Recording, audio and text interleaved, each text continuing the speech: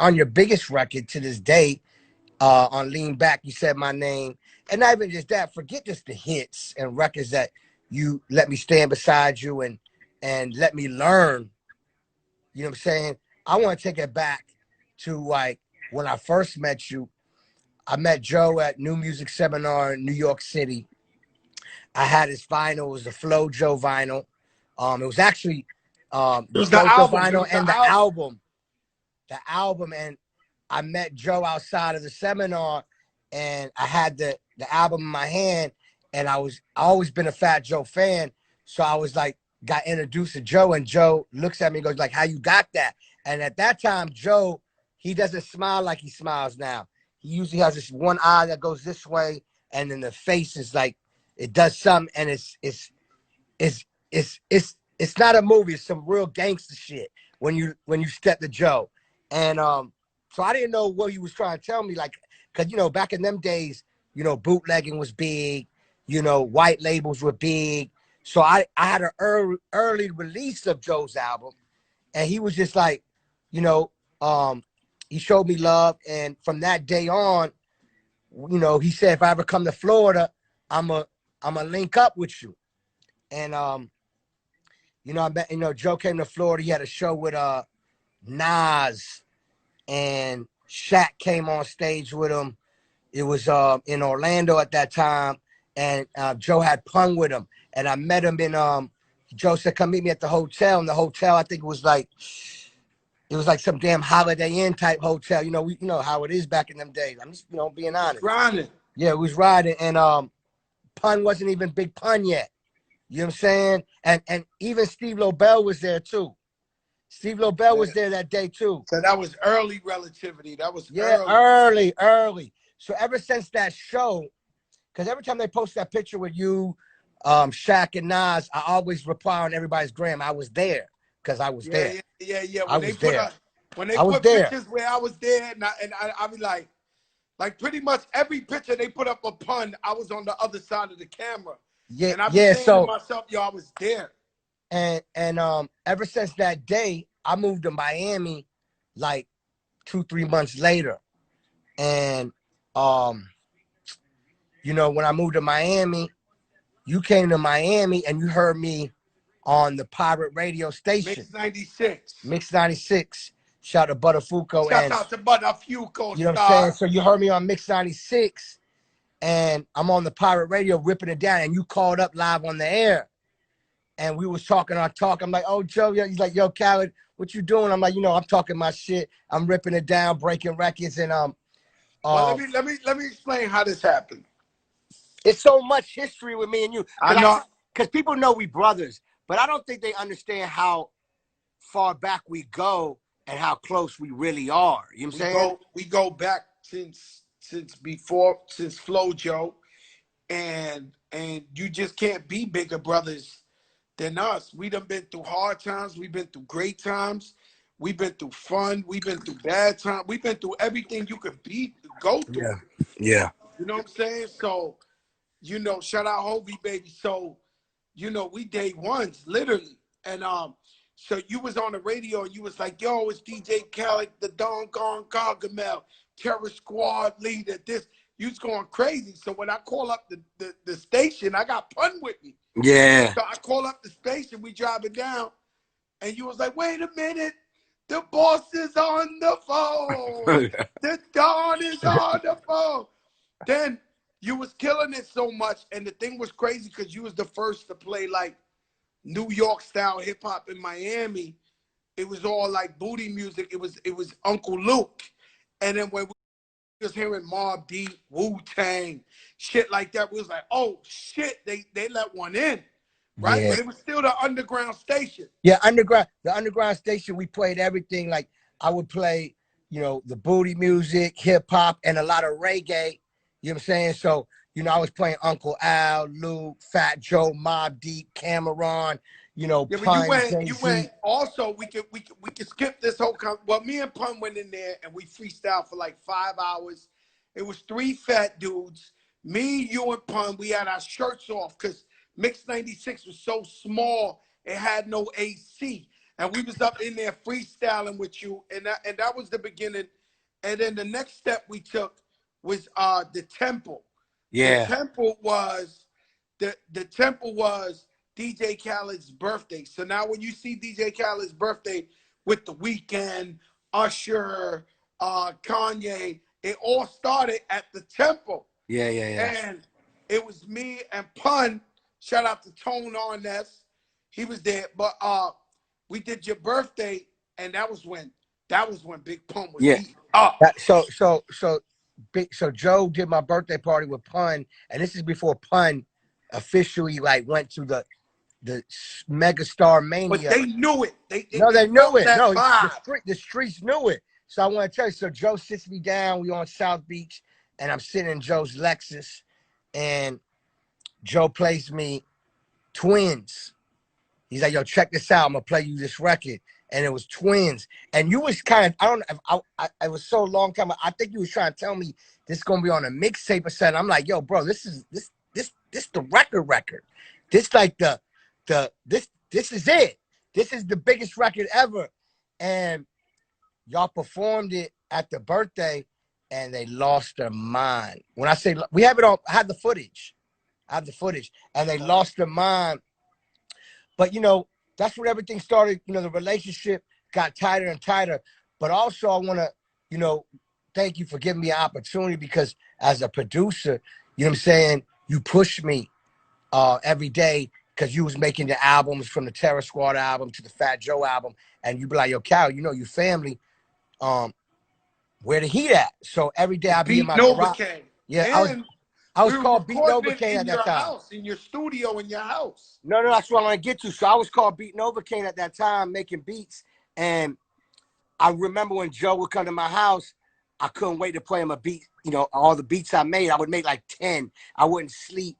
And he loved them. You know, I got on the Terror Squad album. I got on Joe's album. And at that time, I was known as Beat Novocaine. But the memories that I loved so much was, you know, I remember when you recorded Lean Back in my studio in Jerusalem. You recorded I used to call my studio Jerusalem.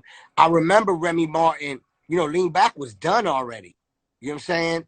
You know, Joe, the record was done, ready to mix. Then Remy Martin came to the crib and heard the record and was like, "Yo, pull that record up and mute this space right here, because I'm going on right here." She jumped in the booth. Legendary, ripped it down and left. Was that Drop? Was Drop the engineer? Drop was engineering at that time, and she ripped it down. But after she ripped it out, she just left. Like, that's how she knew she blazed it. And I just remember you recording Lean Back. I remember you know, writing to it. I remember I was with you with Scott Storch when he was making Lean Back. I was with you in the studio at Scott's house when he was making Lean Back. So all this inspiration, you know, I'm like a sponge. So, you know, I was just, you know, as a DJ and as a producer, I'm taking all this shit in. You know what I'm saying? I remember Swiss Beats pulling up in his tour bus to my house, and he played you T.I.'s here, Bring Him Out. Like, you could have had Bring Him Out. He played it for you.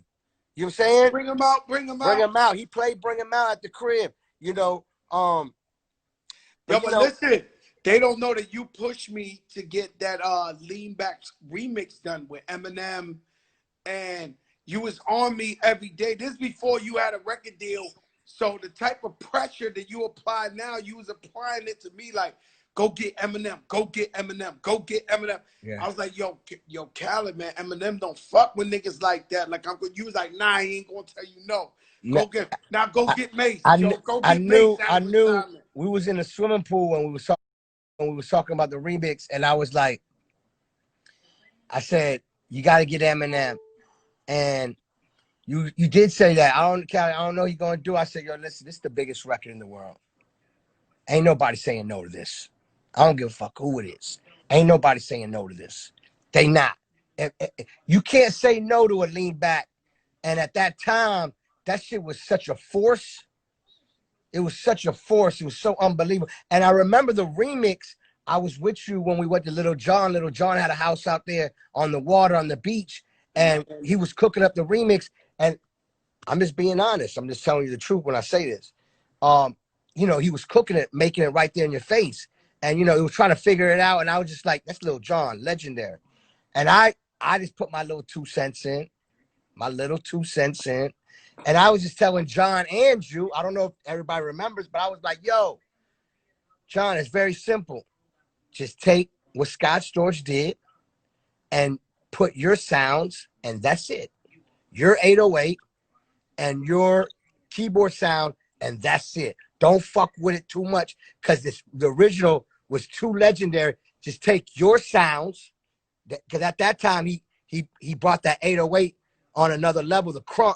I said, put the 808s and the shit that your keyboard sound the same way, same melody, same everything that Scott did, but just switch it to Little John. You know, because that's what remix is about. I'm just being honest. I don't know if anybody remembers. I And remember Khaled. I had an ear infection that day, and it was like a real memorable day.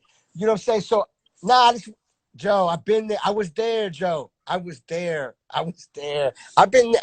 I was in New York City, Puerto Rican parade when Fat Joe Pun, Mob Deep. What club we was in with the clear glass and the VIP? That was crazy. I remember that was a crazy one. That was so legendary. So we would do, so what people don't know, so say in New York City, the biggest parade was called the Puerto Rican Parade, and Fat Joe's the reason they ever played. I'm going to put this in the Fat Joe book, is the only reason they ever played hip-hop in the parade. So I went up in there, and it was more like Spanish, salsa, and all that. And I had to go see this man, rest in peace, he's dead. His name is Ramon Velez. And I went 4 years in a row, and I kept explaining to him, yo, Puerto Ricans is hip-hop. They love hip-hop. So he finally let us get a float in the parade. And, you know, what people don't understand was that Fat Joe, Big Pun in the Puerto Rican parade, we literally would stop in the middle of the parade, and there would be 1 million people around the whole float where you couldn't even see concrete. You couldn't even see floor. Yeah, it was crazy. It was crazy. Lean back, I turned. So you on the off block, lean back. I turned on the parade. Didn't even get half the block. That shit came on and said, boom, boom, boom, boom, boom. Yo, they rushed the barricades. They rushed the cops. You couldn't even see concrete. All you see was 1 million people, and the police forced me. They didn't let me do the parade. And that was on the Hot 97 float. Ebro was there. Angie was there. All of them was there. They forced us to stop. They was like, nah, yo, y'all can't go on. What about when we was in Miami Memorial Day weekend and Renee McClain and Lillette had that party? And, this is Miami, you know what I'm saying? I used to DJ it every week, and I wanted to play for like 10 minutes, and I came with you and 100 people with me, Joe and the whole crew. And we came on that stage. No. It was all love. We just said we need Khaled to play for 15 minutes. That's it. We need 15 minutes. And I came in with a stack of records. And when I tell you, so I'll let you tell the story. Tell them how I ripped that shit. Like, that shit was like, Khaled, let me explain something to you. They gotta have footage of it. We gotta ask Renee McClain and somebody had to film it. Shout out Lillette. Shout out Renee. Too legendary. McClain family.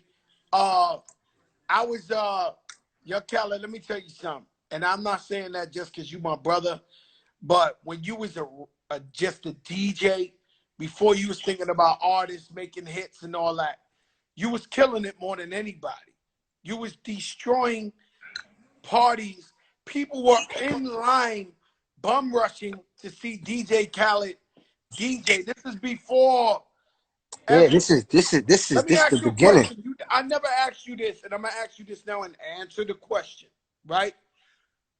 Who was your favorite DJ? Who you looked up to? I looked up to Funk Flex, Kid Capri, Clark Kent, Ron G, Doo-Wop, and Can't be calling me. Stop. And Premier, Pete Rock. You know what I'm saying? Because I'm a heavy DJ, so I had a lot of favorites, and every one of them was there's a reason why I love them. Like Kid Capri, party wise, I just was. You can ask him. I was a little kid in the DJ booth while he was DJing and just watching. You know what I'm saying? I know I Funk was there Flex. with you. Yeah, You used Funk to be like, Flex. yo, Joe, Kid Capri is DJing. Let's go over there and watch him. And we would sit down and you would just watch him. Yeah, And I seen you one time you took me, rest in peace, to see DJ AM.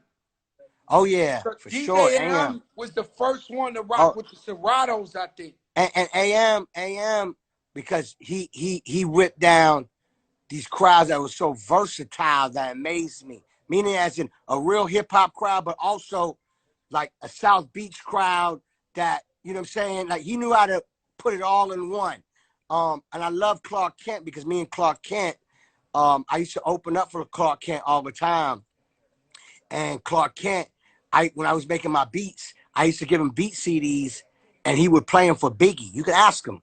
He would play them for Biggie. Guys be like, "Yo, play this for Biggie, play this for Biggie," because I used to open up. We did a club, a rolling skate ring, and me and Clark Kent was DJing, and he was with Biggie at that time. Like, you know what I'm saying, always with Biggie. So you always like, give me beats, and he would always listen to my beats and tell me, you know, what I need to do. So he always showed me the love. I used to open up for Ron G at Howard Homecoming. You know what I'm saying?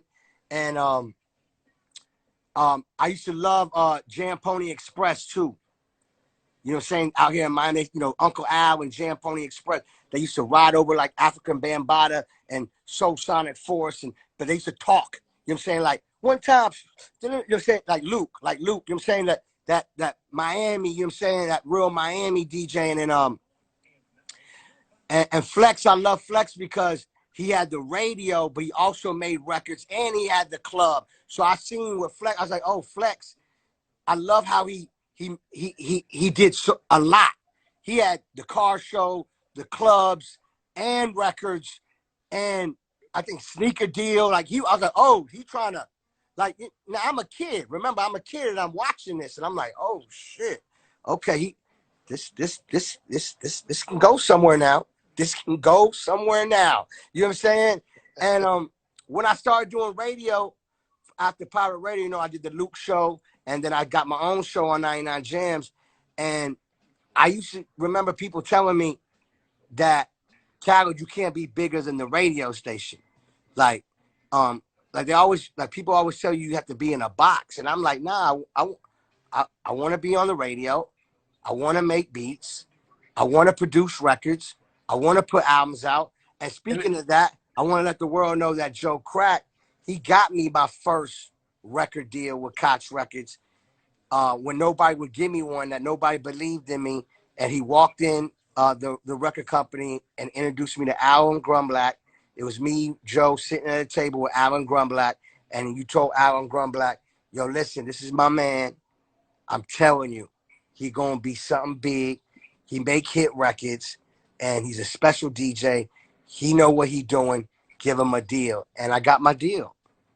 And And not you only went did I number get my one ever deal, since. and not only did I get my deal, I sold more records in Koch Records than anyone. I'm just being Yo, honest. Khaled, you know those albums you was putting out was all had the Terror Squad logo. You know, Yeah, I've never had a DJ Khaled plaque in my life. that's crazy because I got so many, man. Damn. Listen, no, I'm not. Listen, yo, Patty, if you Shout could out Cool and get Dre, Joseph Platt. because they produced the first. What was the first single? That shit was like a movie, Holla huh? at me, baby. Holla at me, baby. They got mad at me because I wore the grills in the Yeah, yeah. video because I'm from New York. They was like, "Come on, Joe." You know, if you in Miami, you know, you was touching it. You was touching it. And Yo, I had the that's why we love grills. you. That's why we love you. You know, Holla at me, baby. that's why everybody love you. You know, you love, you know, you go to people's cities and you show everybody love, and everybody has nothing but respect for you. And that's why people love you, Joe. You got to understand, you know what I mean? And that's what it's about.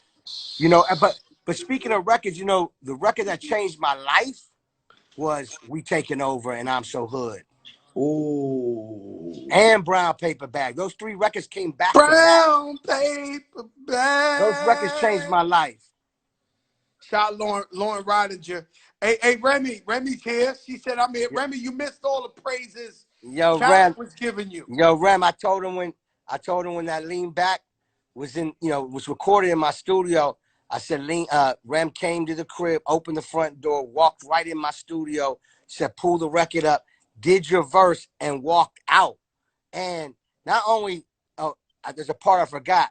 You told the engineer drop, you said, yo, mute that and add this.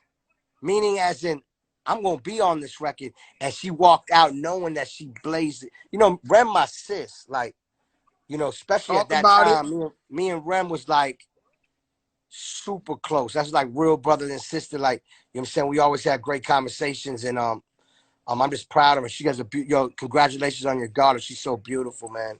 She's That's my beautiful, incredible. goddaughter. That's my Yeah, goddaughter. yeah, for sure. Beautiful, beautiful. She loves me. She stares at me. She grabs the phone. She just loves her godfather.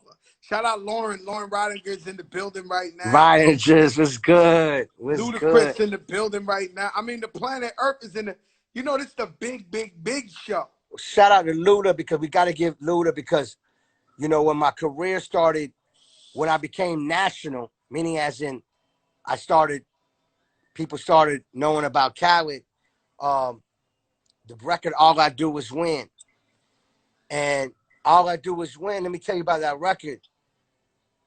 It was the last record I recorded on that album that I had to turn in like 2 weeks, a week before to turn it in. And I've been waiting to get T-Pain's hook for a long time. You know what I'm saying? T-Pain, he was at the Hit Factory, and I finally came in there, and I was like, yo, Pain, we got to work, please. Like, because every day he was so big, I'm like, yo, Pain, let me get my joint in.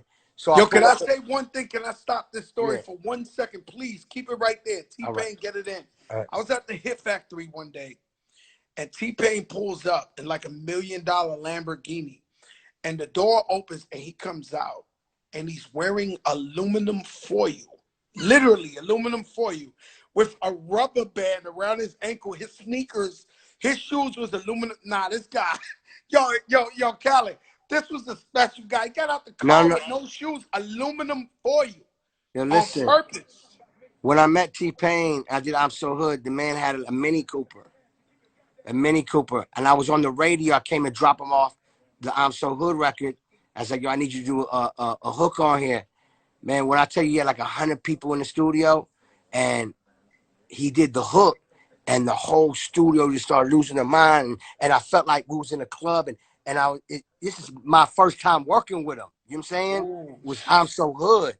But all I do is I'm win. so hood. All I do is win. And I got these goals up in my mouth.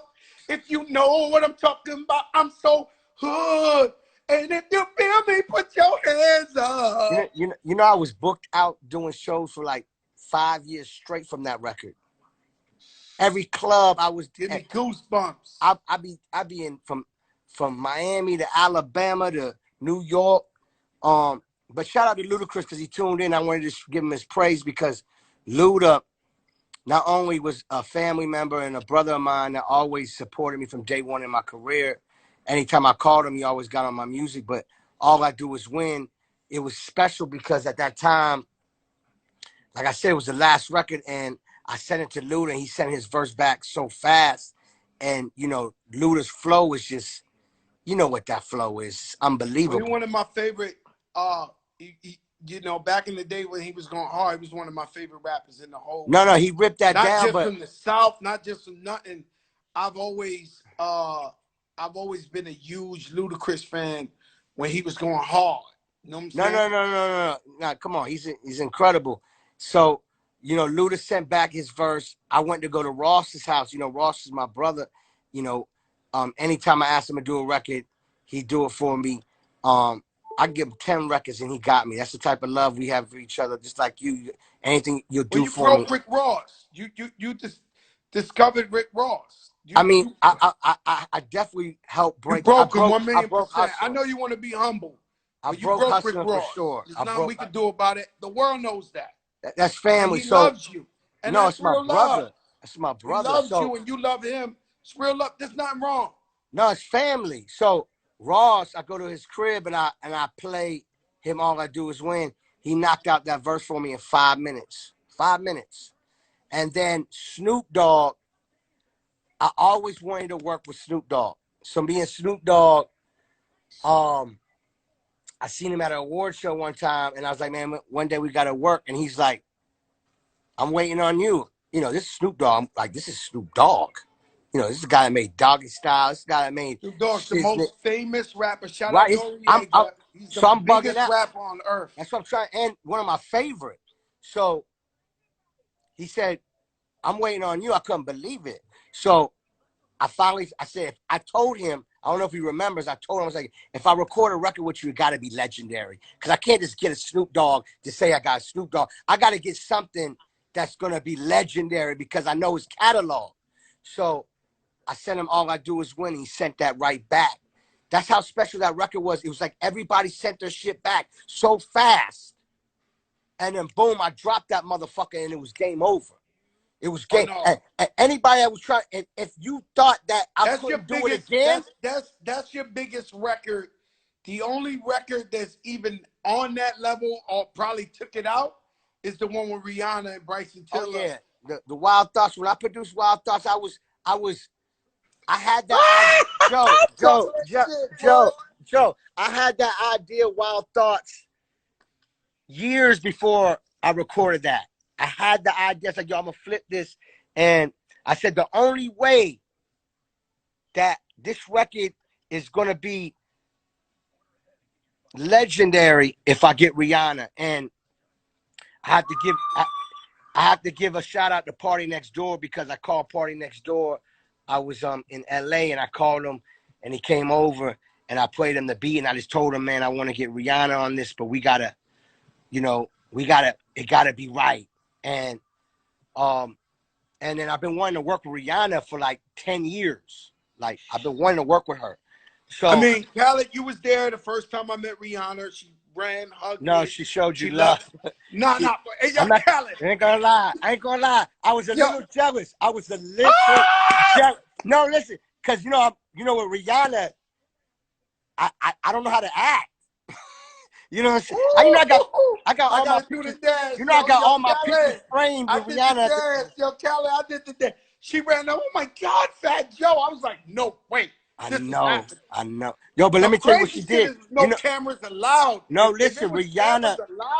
No, Rihanna at the Rock Nation brunch. You know, I was wearing that baby blue suit. You seen that with them baby blue? You seen? Don't act like you didn't see it. Tiffany blue. Rihanna walked in.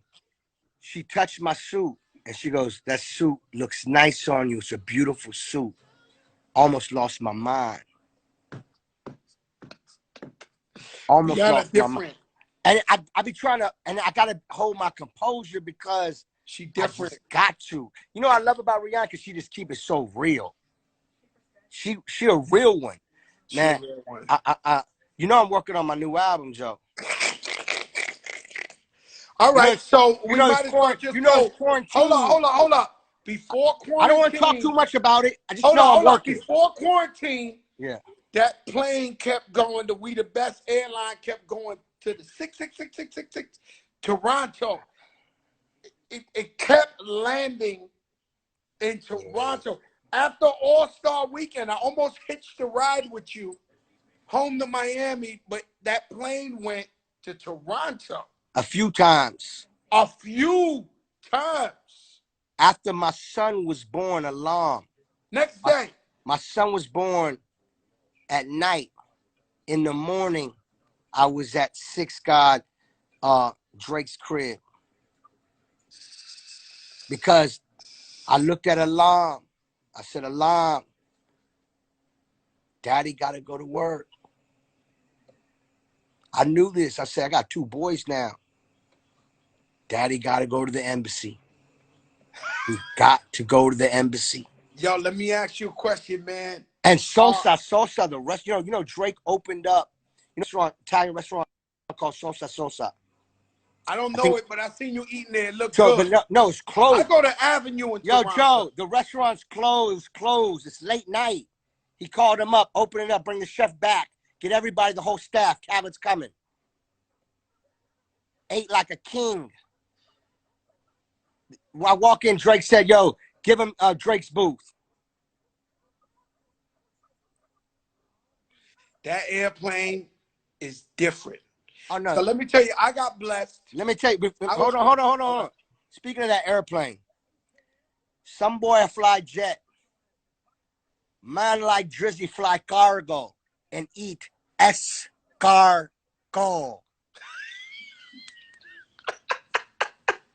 Okay?